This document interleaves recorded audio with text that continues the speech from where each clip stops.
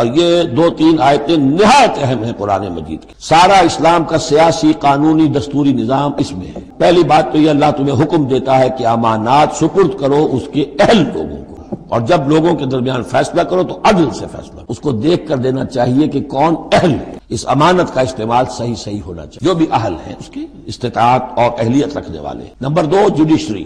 کس کے لیے تم ہیڈ آف دی اسٹیٹ بناؤ، کیا کرو. نمبر دو، جوڈیشری جو ہے وہ مضبوط ہو. جب لوگوں کے مابین تم فیصلے کرو تو عدل کے ساتھ کرو. اب تیسری ہے لیجسلیچر. اہل ایمان اطاعت کرو اللہ کی اور اطاعت کرو رسول کی. یقیناً یہ بہت ہی بہتر بھی ہے اور نتائج کے اعتبار سے بھی بہت ہی مفید ہے. اب پھر مسلمانوں سے ان اللہ یامرکم ان تؤدوا الامانات الی اہلھا، اور یہ دو تین آیتیں نہایت اہم ہیں قرآن مجید کی. سارا اسلام کا سیاسی قانونی دستوری نظام اس میں ہے. ان اللہ یامرکم ان تؤدوا الامانات الی اہلھا. پہلی بات تو یہ اللہ تمہیں حکم دیتا ہے کہ امانات سپرد کرو اس کے اہل لوگوں کو. فَإِذَا حَكَمْتُمْ بَيْنَ النَّاسِ أَن تَحْكُمُوا بِالْعَدْلِ، اور جب لوگوں کے درمیان فیصلہ کرو تو عدل سے فیصلہ کرو. پہلی بات یہ ہے کہ جو بھی آپ سیاسی نظام بناتے ہیں، انتظام کرتے ہیں، اس میں منصب ہوتے ہیں. منصبوں کی پھر ذمہ داریاں ہوتی ہیں تو اختیارات بھی ہوتی ہیں. اس کو دیکھ کر دینا چاہیے کہ کون اہل ہے. یہ کہ برادری کی وجہ سے، رشتہ داری کی وجہ سے، کسی کی دولت کی وجہ سے، کسی کے دھونس کی وجہ سے اگر آپ نے کیا تو خیانت کی ہے. پھر یہ امانت ہے. اس امانت کا استعمال صحیح ہونا چاہیے. عام معنی میں بھی امانت، جو بھی امانت کسی نے رکھوائی ہے اسے واپس لوٹانی ہے.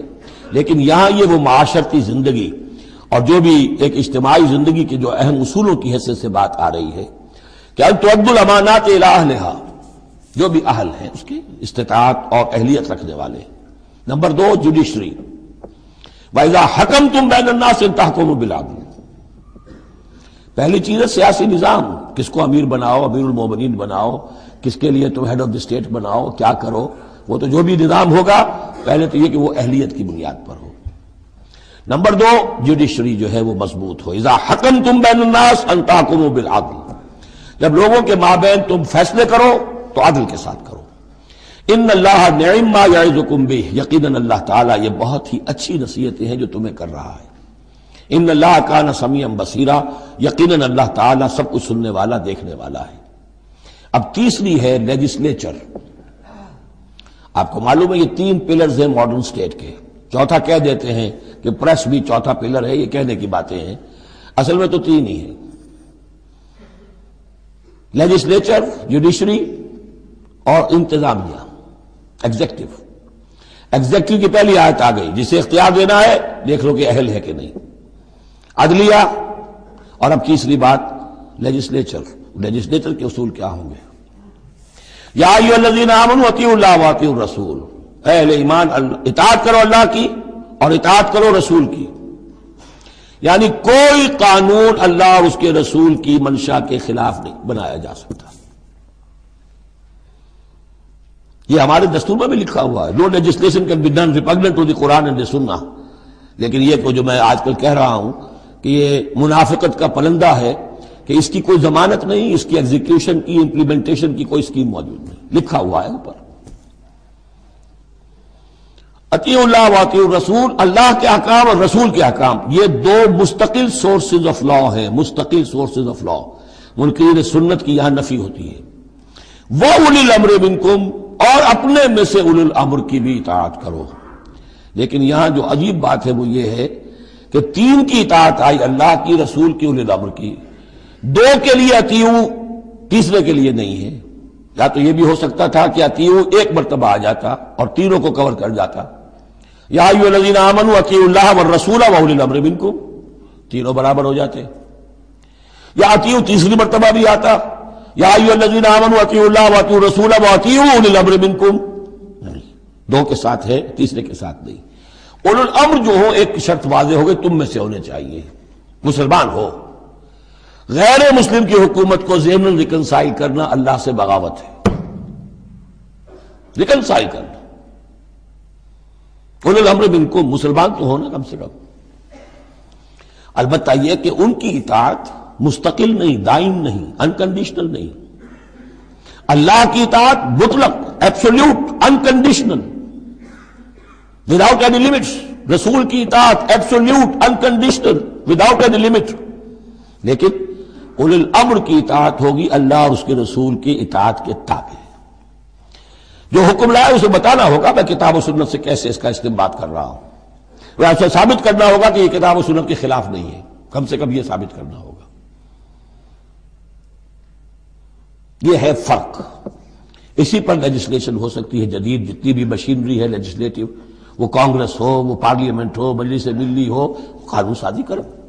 ہاں ریپنڈنٹ ٹو دی قرآن اینڈ سننا نہیں ہو سکتی، بات ختم ہو. فَإِن تَنَازَعْتُمْ فِي شَيْءٍ، پھر اگر تمہارا کسی معاملے میں جھگڑا ہو جائے. اولو الامر کہتا ہے میں تو اسے اسلام کے تقاضا صحیح سمجھتا ہوں، آپ سمجھتے ہیں نہیں تم غلط کہہ رہے ہو، کہاں جائے اب؟ فَرُدُّوهُ إِلَى اللَّهِ وَالرَّسُولِ، لوٹا دو اسے اللہ اور رسول کی طرف. یعنی اب یہ کہ جو بھی اپنی بات ثابت کرنا چاہتا ہے اسے اللہ اور اس کے رسول سے دلیل لانی پڑے گی. میری پسند، میرا خیال، میرا نظریہ نہیں، اللہ اور اس کے رسول کی. اور اس میں یہ بات ماننی پڑے گی کہ ابھی یہاں ایک خلا ہے. وہ خلا یہ ہے کہ یہ فیصلہ کون کرے گا کہ اس کی رائے صحیح ہے یا اس کی رائے صحیح ہے. یہ ہے اصل میں آج کی ریاست میں آ کر وہ خلا پر ہو چکا ہے. یہ جوڈیشری کا کام ہے. لیکن جب کہ ابھی اسلامی ریاست قائم ہوئی ہے عرب میں حضور کے زمانے میں، ابھی یہ انسٹیٹیوشنز جو ہیں شروع میں پوری طریقے سے آئیڈینٹیفائڈ اور علیحدہ انسٹیٹیوشنز تھے ہی نہیں کہ یہ لیجسلیچر ہے، یہ جوڈیشری ہے، یہ ایگزیکٹو ہے. حضرت ابوبکر کے زمانے میں تو کوئی یعنی قاضی تھے ہی نہیں. حضرت عمر نے پہلے شعبہ قضا شروع کیا ہے. تو رفتہ انسٹیٹیوشن ڈیولپ ہوئے ہیں. لیکن اصول یہ ہے کہ دو کی اطاعت تو ہے قطعی اور لازمی، انکنڈیشنل، ایبسولوٹ. تیسری اطاعت اس کے تابع ہوگی. فیصلہ کون کرے گا؟ جدید دور میں اس کا جو انسٹیٹیوشن ہے وہ عدلیہ ہے. وہاں ہر شخص جائے، اپنی دلیل دے، علماء جائیں، عوامی جائیں، جو چاہیں جائیں، سب ہو جو جا کر دلائل دیں. لیکن وہاں سے فیصلہ ہو جائے گا کہ واقعتاً یہ ریپنڈنٹ ہے یا نہیں ہے. فَإِن تَنَازَعْتُمْ فِي شَيْءٍ فَرُدُّوهُ إِلَى اللَّهِ وَالرَّسُولِ إِن كُنتُمْ تُؤْمِنُونَ بِاللَّهِ وَالْيَوْمِ الْآخِرِ. یہ طرز عمل تمہیں اختیار کرنا چاہیے اگر تم واقعتاً اللہ پر اور یوم آخر پر ایمان رکھتے ہو. ذَلِكَ خَيْرٌ وَأَحْسَنُ تَأْوِيلًا، یقیناً یہ بہت ہی بہتر بھی ہے اور نتائج کے اعتبار سے بھی بہت ہی مفید ہے.